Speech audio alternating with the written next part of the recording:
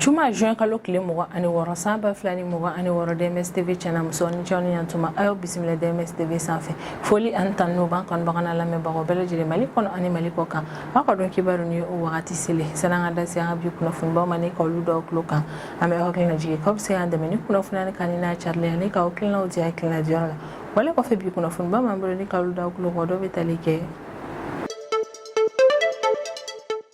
Nyaga Mali fitigila ka me wakati mne na foko bulu kon chesirme operation kella jamana infanta nan belaje la wala samira ko ne maldonu bula fa ulu kala kana ka siga sabatu sigoro la oko mi yara de konna tarata tamene juin kalo kle mo ani saba samba flani mo anwar mi yara konna ka eta major gen des armées alibe boni ka la se malden belaje le makafo ko tarata tamene juin kalo kle mo ani fla samba flani mo anwar shuni ka duguje tarata la juin kalo kle mo ani saba samba flani mo anwar ko mi aka Mali fitigila ka wasan fe kele kemno koko luto jamana la kola siri baraw yere konna ku kontar chendo bambachi wale mauda ga sigaro do yere konna waka dukungu yere konna na wa eta major ba prepilati ya kafo kanka Mali fintigila ka oflene kan operation yere konke ko operation yere kon betali kanka Mali fintigila ka operation du kolo ko yere de kon okomna no beto yere kon ke sanga an wakati wala sanga siga bambachi wale mauda ga sigaro ale ni kushilatun ne ga Mali fantana ni bela jelena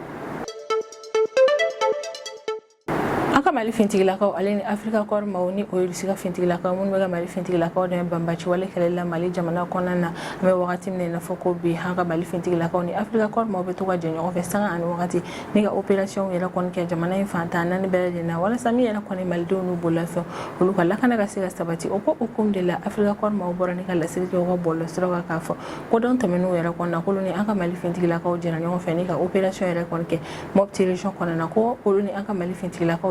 operation mera kon ke operation yana ko sebe kada ka operation yera kon sefe usira ko bolo da mafla ko bega bisiga mafla mun na ka ko bambachi wale mawrido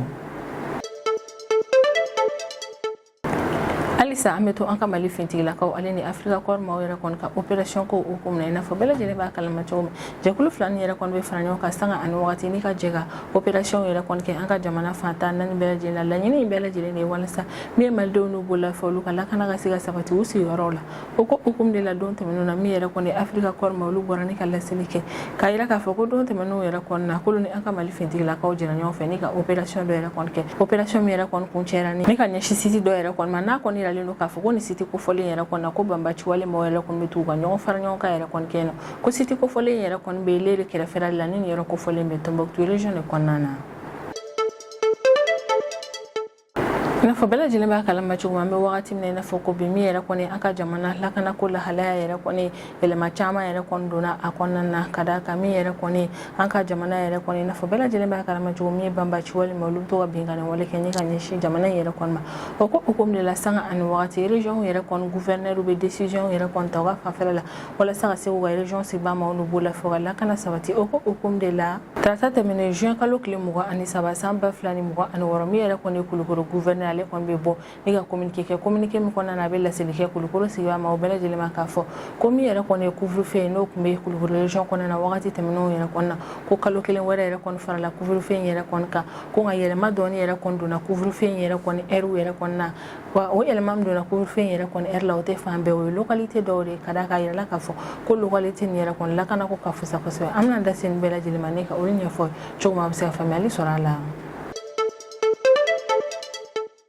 arabata mene juin kalo kile mugo andan shuni ka duguje alamsala juin kalo kile mugo anduru samba flani mugo anwor ko dugukolo yere juma ba fla yere kon kera Venezuela jamana kona na kon dugukolo yere kon mato kollo tan kadaka dugukolo yere kon kera sababu ni ka mamunu fa Venezuela jamana kona na ko dogale yere kon ma bisabade ko mamunu yere kon jogina ko ka chani ma keme wolo vla me wakati mne na fa go bi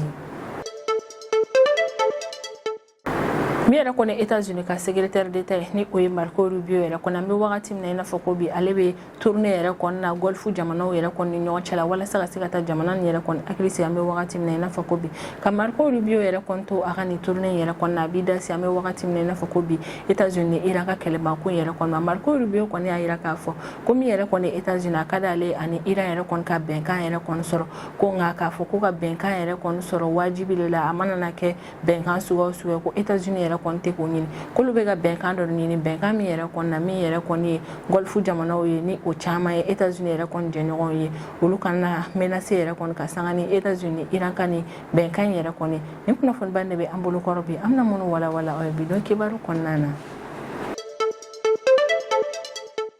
Miaka Mali fintigila kambe wakati mnena foko bulu cheslindo operation kella jamana infantana Belgium wala samira koni maldunu bulla fe ulu kala kana kasiga sabati jamana fantana Belgium wa jamana kono do yere kono kasiga yala jamana nyogo chala lafiya alilla kana kona na oko ukumi yere konna tata temene juin kalo klimo ani sabasa ba flani mo an wormi nga eta major jean des armes le bonika communiquer kona na ba ira ka foko operation du ko ukumi yere konna ko tena temene go juin kalo klimo ani flasa ba flani mo ani woro shufala yere kon fe komi aka Mali fintigila ka olu kon ga sanfe kele kemno yere kon wili wala saga sega mission de reconnaissance offensive do yere kon ke waga du kun yere kon konnana kanga Mali fintigila ka yere kon fleni kani operation mi yere kon damne ni ko fole yere kon konnana ko operation yere de kon kera seba ba fintigila ka bolo eta major ka ko fala communiquer yere kon konnana kun do ko fole na komi aka Mali fintigila ka ko ma gilindoro ni ga sanfe kele kemno wili katani yere ko fole yere konna komi yere kon aka Mali fintigila ka olu kon ya jetimne ka fo ko bulma fendo yere de kon betan ka se yere konna mu yere kon konna o wala yere de kon ko fe fintigila ka ko ni sa fe kele gem no wuli wala sa fe kele gem no ga sigata se yere kon ke ko konna en konna ko sa fe kele gem no yere kon la wuli an ka Mali fintigila ka fe ni ka ta ko konna yere kon ko le sili baro yere kon ke ko sa fe kele gem no ko ni se baro ke ko se baro ko ni ayira ka fo ko konna yere kon na ko bamba ci wali ma ko dugu yoro do yere de kon be no sa fe kele gem no yere kon ke le ni ko jabi yere kon soro hore ko fe mi fintigila ka lu ko ni ordre di sa fe kele gem no ma ko ga fara ko ni ga ni shi yoro ma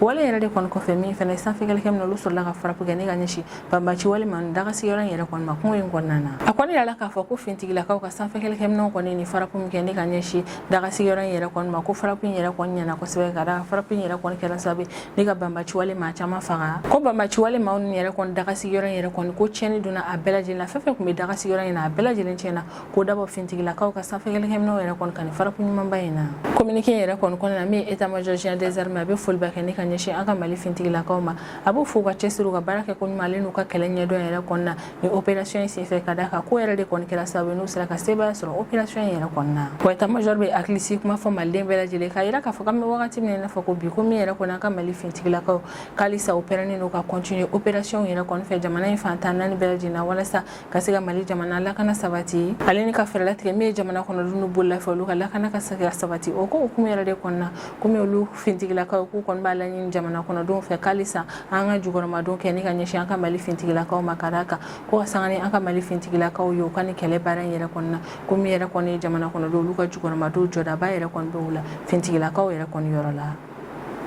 aka Mali fintigila ka aleni Afrika kor ni o rusiga fintigila ka yere kon munu bi aka Mali fintigila ka de bamba ci wale kele la Mali jamana kono na fo bela jele ba kalama ci gum aka Mali fintigila ka aleni Afrika kor ma sanga ani wakati hube farnyo ga ni kata operation yere kon ke jamana kono na operation yere kon ke kunde wala saka sega jamana la kana sabatele ka felate me jamana kono do no bulla fo lu kala kana ka sega sabati ko o baran yere de kon o kom kono na mi yere kon Afrika kor ma lu borani kala siliga don temno na ka ira ka fo ko wakati temno yere kon na komi uluni aka Mali fintigila ko ku farla nyoka ni kata operation do yere kon ke mopti region kon na operation mun ke kunde wala saka sega mopti region yere kon la kana yere kon sabati Afrika kor ma yere kon ka kor fo la ko ni aka Mali fintigila ko farla nyoka ni kata ni operation mi yere kon ke ko operation yere kon sen fe ko lu to mopti la kana ni bara yere kon na olu kon tarabo bamba ci wale jekulu ma do kana kon ila leno ka fo ko bamba ci wale jekulu man yere kon kumbe boli yere de kon na mobile pick up fla kon na ko bamba ci wale ma ka mobile pick up fla yere kon ni aka Mali fintigila ka ni Afrika kor ma ka bol ma fe yere kon kele ni kan nyogon yere mi yere kon e bamba ci wale man yo ulu yere kon ni marfa yere kon bo ni ko ci ko nyashi Afrika kor ma ni aka Mali fintigila ka yere kon ma o wale yere kon ko fe mi fene Afrika kor ma ni aka Mali fintigila ka lu fene o defa ni yere de kon kona na jekulu flan yere kon na karnyo kona yere kon na ko ni karnyo kona mi teme na bamba ci wale ma Afrika kor ma le na aka Mali fintigila ka yere kon nyotala ko karnyo kona yere kon da maja bamba ci wale ma yere kon na kada ka karnyo kona yere kon kona na mi aka mali fintigilakaw ni Afrika korma olu bambaci wale ma caman faga ku sera ka bambaci wale ma caman fɛnɛ yɛrɛ kɔni joginga kɔni yira la k'a fɔ ko bambaci wale man yɛrɛ kɔni k'u to kɛlɛ yɛrɛ kɔni kɔnɔna olu sera ka boli ni ka taga ka bɔ kɛlɛkɛyɔrɔ in na wale yɛrɛ kɔni kɛra sababu n'a ka mali fintigilakaw ni Afrika korma ma se ka u tɛgɛ da olu kan fɔlɔ ko fɛnɛ tɛmɛlen kɔfɛ ni kan ɲɔgɔnna yɛrɛ kɔni kɔnɔna n'an ka mali fintigilakaw ni Afrika korma k'u sera ka u bolo da maa fila yɛrɛ kɔni kan u bɛ ka bisiga maa fila minnu na k'a fɔ ko bambaci wale ma o don nka an bɛ wagati min na i n'a fɔ ko bi ko sɛgɛsɛgɛli baara yɛrɛ kɔni bɛ maa fila ni yɛrɛ kɔni kun kan fɔlɔ ko bambaci wale maa dɔw fagali dɔw minɛli ale ni dɔw yɛrɛ kɔni jogini yɛrɛ kɔni kɔfɛ ko min yɛrɛ kɔni Afrika korni an ka mali fintigilakaw k'u sera ka u bolo da kɛlɛkɛminɛn caman kan u y'u bolo da kɛlɛkɛminɛn minnu kan olu de ye fusil AK M3 ale ni munition caman ko min yɛrɛ kɔni Afrika korma ni an ka mali fintigilakaw ye k'u sera ka u bolo da ni fɛnba ni yɛrɛ de kɔni kan ni bambaci wale ma ka kari ɲɔgɔnna yɛrɛ kɔni kɔfɛ ni opération min yɛrɛ kɔni kɛlen filɛ ni Afrika korma ni an ka mali fintigilakaw ɲɔgɔn cɛ la opération yɛrɛ kɔni bɛ tali kɛ u ka sanga ani wagati fara ɲɔgɔn kan yɛrɛ kɔni na ka jɛ ɲɔgɔn fɛ ni ka taa intervention kɛ an ka jamana localité caman na walasa ka se ka jamana yɛrɛ kɔni lakana sabati wa ko in b'a yira na k'a fɔ ko min yɛrɛ kɔni an ka mali fintigilakaw ni Afrika korma ye kabini wagati min na i n'a fɔ ko bi k'u cɛsirilen don kosɛbɛ bambaci wale ma ɲinini u nana minɛli ale ni u bɔnɛni na u ni na wale min yɛrɛ kɔni nana kɛ sababu ye ni min yɛrɛ kɔni mali jamana ye o lakana yɛrɛ kɔni bɛ sabati sanga ani wagati alisa an bɛ to an ka mali fintigilakaw hali ni Afrika korma ka opération ko yɛrɛ kɔni hukumu na i n'a fɔ bɛɛ lajɛlen b'a kalama cogo min wagati min yɛrɛ kɔnɔ min yɛrɛ kɔni Afrika korma olu ni an ka mali fintigilakaw bɛ ka jɛ ɲɔgɔn fɛ ni ka opération yɛrɛ kɔni caya kosɛbɛ jamana in fantan naani bɛɛ lajɛlen na walasa min yɛrɛ kɔni bambaci walimaw ye ka t'olu bɔ fu duguyɔrɔ labanw yɛrɛ kɔni na o ko hukumu de la don tɛmɛnenw na min yɛrɛ kɔni Afrika korma ye olu bɔra ni ka laseli kɛ u ka bɔlɔsiraw kan k'a yira k'a fɔ ko tarata tɛmɛnen juin kalo tile 23 san 2026 ko ka an ka mali fintigilakaw ni Afrika korma yɛrɛ kɔni to u ka opération yɛrɛ kɔni na k'u kɔni ye farapu yɛrɛ kɔni kɛ ni ka ɲɛsin site dɔ yɛrɛ kɔni ma n'a kɔni k'u yiralen don k'a fɔ ko site kofɔlen na ko bambaci walimaw b'u ka ɲɔgɔn fara ɲɔgɔn kan yɛrɛ kɔni kɛ o yɔrɔ yɛrɛ kɔni na kɔni yirala k'a fɔ ko farapu kɛra ni ka ɲɛsin ni site min yɛrɛ kɔni ma ko site in yɛrɛ kɔni bɛ kɛrɛnkɛrɛnnenya la Libreville fanfɛla yɛrɛ de kɔni na ni yɛrɛ kofɔlen bɛ Tombouctou région de kɔnɔna na ni kunnafoniya yɛrɛ kɔni carila Afrika korma yɛrɛ de kɔni fɛ araba tɛmɛnen juin kalo tile 24 san 2026 u ka bɔlɔsiraw yɛrɛ kɔni kan wa Afrika korma yɛrɛ kɔni ka kɔrɔfɔlɔ ka kunnafoniya yɛrɛ kɔni kɔnɔna na k'olu ni an ka mali fintigilakaw filɛ ni ka ni opération min yɛrɛ kɔni kɛ ko opération yɛrɛ kɔni kɛra ni ka ɲɛsin yɔrɔ dɔ yɛrɛ de kɔni ma ni sɛgɛsɛgɛli baaraw y'a yira k'a fɔ ko bambaci walimaw yɛrɛ kɔni dagasigiyɔrɔ de ye yɔrɔ in yɛrɛ kɔni ye wa komi a yirala k'a fɔ ko yɔrɔ in yɛrɛ kɔni bambaci walimaw ka dagasigiyɔrɔ yɛrɛ de kɔni olu yɛrɛ kɔni sɔrɔla ni ka farapu yɛrɛ kɔni kɛ ka ɲɛsin yɔrɔ in ma Afrika korma yɛrɛ kɔni ka kɔrɔfɔla k'olu ka sanfɛ kɛlɛkɛminɛw yɛrɛ kɔni filɛ ni ka ni farapu min kɛ ka ɲɛsin bambaci walimaw yɛrɛ kɔni ka ni dagasigiyɔrɔ yɛrɛ kɔni ma ko farapu in ɲɛna kosɛbɛ ka d'a kan farapu in yɛrɛ kɔni kɛra sababu ni ka bambaci wale maa caman yɛrɛ kɔni faga site in kɔnɔna na an kɔni bɛ wagati min na i n'a fɔ ko bi bambaci wale maa hakɛ kɛrɛnkɛrɛnnen min yɛrɛ kɔni fagara ni opération in senfɛ min Afrika kormaw ye u tɛ walawalali kɛ o la nka o kɔni y'a yira k'a fɔ k'u ye bambaci wale maa caman faga Afrika kormaw filɛ ni ka ni opération min yɛrɛ kɔni kɛ opération yɛrɛ kɔni bɛ tali kɛ u ni an ka mali fintigilakaw ka fara ɲɔgɔn kan la n'u bɛ to ka opération kɛ walasa ka se ka bambaci wale maaw kɛlɛ ka bɔ jamana in kɔnɔna na wale min yɛrɛ kɔni kɛ kun de ye walasa min ye mali jamana kɔnɔdenw n'u bolola fɛ olu ka lakana ka se ka sabati u sigiyɔrɔw la ka sanga ni an ka jamana localité dɔw yɛrɛ kɔni lakana ko lahalaya an bɛ wagati min na i n'a fɔ ko bi min yɛrɛ kɔni an ka jamana région gouverneur caman olu kɔni bɛ ka décision yɛrɛ kɔni ta u ka région kun kan k'o kan walasa ka se k'u ka région sigibaa maaw n'u bololafɛnw ka lakana yɛrɛ kɔni sabati o ko hukumu yɛrɛ de kɔni na tarata tɛmɛnen juin kalo tile 23 san 2026 min yɛrɛ kɔni ye Kulukoro gouverneur ale bɔ n'i ka communiqué kɛ communiqué min kɔnɔ a b'a lase Kulukoro sigibaa maaw bɛɛ lajɛlen ma k'a fɔ ko arrêté min yɛrɛ kɔni tara avril kalo tile 25 tɛmɛnen san 2026 Kulukoro région kun kan ko yɛlɛma dɔ yɛrɛ kɔnɔna don ni arrêté in yɛrɛ kɔni na wa dɔ bɛna fara arrêté in yɛrɛ kɔni kuntagala kan ni arrêté in yɛrɛ kɔni bɛ couvre-feu sigili ko yɛrɛ de kɔni kan Kulukoro région fantan naani bɛɛ lajɛlen na ko ka sanga ni yɛlɛma yɛrɛ kɔni don ni arrêté in yɛrɛ kɔni na min yɛrɛ kɔni ye Kulukoro gouverneur ale kɔni b'a yira k'a fɔ ko yɛlɛma in yɛrɛ kɔni bɛna kɛ sababu ye ni ka kalo kelen wɛrɛ yɛrɛ kɔni fara Kulukoro région yɛrɛ kɔni couvre-feu yɛrɛ kɔni kan o b'a yira k'a fɔ ko couvre-feu in yɛrɛ kɔni daminɛna tuguni juin kalo tile 24 tɛmɛnen wa a bɛ ban juillet kalo tile 23 nata in na san 2026 Kulukoro fantan naani bɛɛ lajɛlen na communiqué yɛrɛ kɔni kɔnɔna na Kulukoro gouverneur kɔni b'a perepere latigɛ k'a fɔ k'ale n'a sɔrɔ couvre-feu yɛrɛ kɔni na continuer Kulukoro région fantan naani bɛɛ lajɛlen na ko n'a ta ko localité dɔw yɛrɛ kɔni bɛ yen nɔ yɛlɛma donna olu ka couvre-feu heure yɛrɛ kɔni na ka d'a kan an bɛ wagati min na i n'a fɔ ko bi o localité nin yɛrɛ kɔni lakana ko bɛ lahalaya min yɛrɛ kɔni na a ka kan u ka heure yɛrɛ kɔni sigi yen nɔ heure minnu yɛrɛ kɔni ni o localité ni yɛrɛ kɔni lakana ko bɛ taa ni ɲɔgɔn ye komi yɛrɛ kɔni Kalabankɔrɔ Mande Sangarebugu Moribabugu Ngabakɔrɔ Jalakɔrɔji Dogoduma commune la hale ni Kulukoro yɛrɛ kɔni ville ye komi yɛrɛ kɔni ni yɔrɔ kofɔlen ni yɛrɛ kɔni kame wagati min na fɔ ko bi olu ka couvre-feu yɛrɛ kɔni bɛ daminɛ sufɛla 0 heure la ni ka ba sɔgɔmarafɛla nɛgɛ kaɲɛ 5 ka sanga ni minute 30 yɛrɛ kɔni komi yɛrɛ kɔni ye Kati Banaba Kangaba ale ni Kolokani ville yɛrɛ kɔni ye kame wagati min na fɔ ko bi olu kɔni ka couvre-feu yɛrɛ kɔni b'a daminɛ sufɛla nɛgɛ kaɲɛ 23 la ka ba sɔgɔmarafɛla nɛgɛ kaɲɛ 6 ko localité fɛn fɛn yɛrɛ kɔni tɔgɔ ma fɔ ni yɔrɔ ni yɛrɛ kɔni an bɛ wagati min na fɔ ko bi n'olu localité ni yɛrɛ kɔni bɛ Kulukoro région fɛ ko man bɛɛ lajɛlen ka dɔn k'a fɔ k'u ka couvre-feu yɛrɛ kɔni bɛ to sufɛla nɛgɛ kaɲɛ 21 la ka ba sɔgɔmarafɛla nɛgɛ kaɲɛ 6 yɛrɛ de kɔni an bɛ wagati min na fɔ ko bi o de kɔni an b'a perepere latigɛ aw ye k'a fɔ k'e maa o maa yɛrɛ kɔni tɛ nin yɔrɔ kofɔlen ni yɛrɛ kɔni fanfɛla yɛrɛ kɔni na k'i bɛ Kulukoro région yɛrɛ kɔni kɔnɔna na k'i ka dɔn k'a fɔ k'e ka couvre-feu yɛrɛ kɔni tɔw ta heure tɛ kelen aw yɛrɛ kɔni ta bɛ daminɛ sufɛla nɛgɛ kaɲɛ 21 de ka ba sɔgɔmarafɛla nɛgɛ kaɲɛ 6 k'o fɛnɛ tɛmɛlen kɔfɛ décision min yɛrɛ kɔni kun bɛ Kulukoro région kɔnɔna ni o décision yɛrɛ kɔni a kun yiralen don k'a fɔ ko min ye camion bennu yɛrɛ kɔni k'olu yɛrɛ kɔni boli yɛrɛ kɔni interdilen don Kulukoro région kɔnɔna na k'an bɛ wagati min na fɔ ko bi k'alisa o décision yɛrɛ kɔni bɛ to o b'a yira k'a fɔ k'alisa min yɛrɛ kɔni camion bennu ko yamaruya tɛ u bolo ni ka boli Kulukoro région kɔnɔna na min yɛrɛ kɔni gouverneur ale kɔni y'a yira k'a fɔ k'a filɛ ni ka ni mesure kura min yɛrɛ kɔni ta ko a kɛ mɛ ni k'a laɲini Kulukoro autorité administrative militaire fo ka taa se sécuritaire yɛrɛ kɔni ma k'a laɲini olu bɛɛ lajɛlen yɛrɛ de kɔni fɛ u ka fɛɛrɛ latigɛ ni décision yɛrɛ kɔni ka labato Kulukoro région sigibaa ma o bɛɛ lajɛlen fɛ ko k'a bɛ don min communiqué in yɛrɛ kɔni taara o don ko fɔlen yɛrɛ de kɔni couvre-feu in yɛrɛ kɔni daminɛna wa ni a kɔni bannen o b'a sɔrɔ min yɛrɛ kɔni gouverneur ale bɔra ne ka communiqué wɛrɛ kɛ communiqué wɛrɛ min kɔnɔna na a b'a yira k'a fɔ ko couvre-feu yɛrɛ kɔni banna an kɔni bɛ wagati min na i n'a fɔ ko bi maa minnu yɛrɛ kɔni bɛ Kulukoro région kɔnɔna na an bɛ a lase u ma k'a fɔ halisa ko couvre-feu yɛrɛ bɛ continuer olu ka yɔrɔ yɛrɛ kɔnɔna sisan an bɛ tɛmɛ n'an ka jamana kɔfɛ kibaruyaw ye o kɔnɔna na an bɛ taa Venezuela jamana kɔnɔna na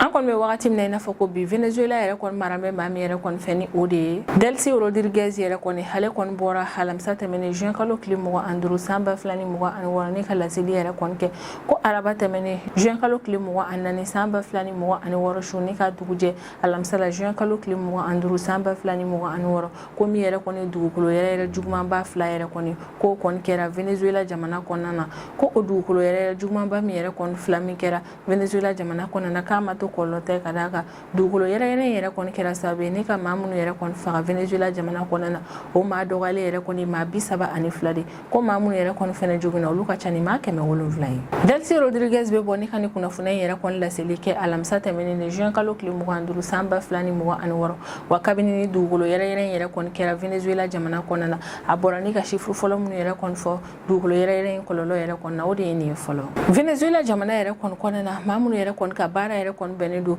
dugukolo yɛrɛ ko yɛrɛ kɔni lakodɔnni yɛrɛ kɔni ma olu maaw kɔni y'a yira k'a fɔ ko dugukolo yɛrɛ fɔlɔ yɛrɛ kɔni o kɔni kɛra San Felipe localité yɛrɛ kɔni municipalité fanfɛla de la ni o yɔrɔ kofɔlen yɛrɛ kɔni Yarakuyi état yɛrɛ kɔni faaba de ye ko ni yɔrɔ kofɔlen yɛrɛ kɔni ta yɛrɛ kɔni kɔfɛ ko seconde 40 o yɛrɛ kɔni kɔfɛ dɔrɔn dugukolo yɛrɛ belebeleba wɛrɛ yɛrɛ kɔni kɛra min juguyara ni fɔlɔ yɛrɛ kɔni ko dugukolo yɛrɛ belebeleba in yɛrɛ kɔni kɛra Yumar localité yɛrɛ kɔni sud est yan fanfɛla yɛrɛ de kɔni na Venezuela maaw yɛrɛ kɔni ka kɔrɔfɔ yɛrɛ kɔni na ko dugukolo yɛrɛ filanan min yɛrɛ kɔni kɛra ni o de juguyara kosɛbɛ ko ni kun ye a san 125 yɛrɛ kɔni olu ma deli ka ɲɔgɔnna dugukolo yɛrɛ min yɛrɛ kɔni juguyara wa min yɛrɛ kɔni nana ni fanga ye tantɔ ko dugukolo yɛrɛ kɔni juguya yɛrɛ kɔni bolo k'a kɛra sababu ye ni ka tiɲɛni caman yɛrɛ de kɔni don Caracas la ni o kɔni Venezuela faaba yɛrɛ kɔni wa o kɔni y'a yira k'a fɔ ko so caman yɛrɛ kɔni binna ni yɔrɔ kofɔlen in na tellement dugukolo yɛrɛ kɔni juguyara kosɛbɛ wa min yɛrɛ kɔni États-Unis ka service géologique ma olu kɔni y'a yira k'a fɔ ko dugukolo yɛrɛ min yɛrɛ kɔni filɛ nin ye ni ka kɛ Venezuela jamana yɛrɛ kɔni kɔnɔna na